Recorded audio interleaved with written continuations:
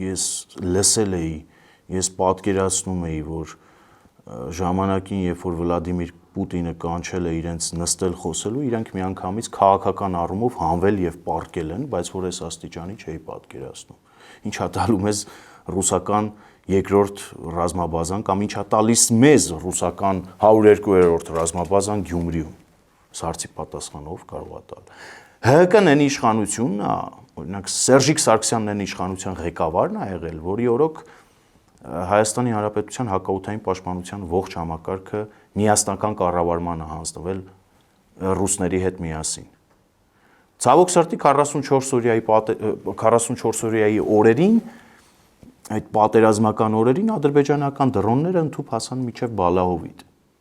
Եվ ռուս-հայկական համատեղ կառավարման հոպը չէր գործում, ծակ էր այդ համակարգը։ 102-րդ ռազմաբազան կա, բայց Ադրբեջանին դա չի կաշկանդել Հայաստանի Հանրապետության ինքնիշխան տարածքը,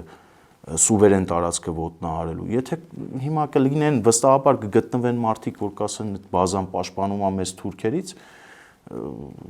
չգիտեմ, դա էլ է մի խայտառակություն։ Եթե իրենք լուրջ մտածում են, որ ռուսական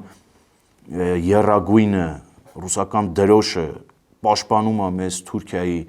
հարձակումից եւ Թուրքիան նպատակ ա դրել իր առաջ ու հենց այդ հանգամանքն է իրեն պահում, չարաչար սխալվում են։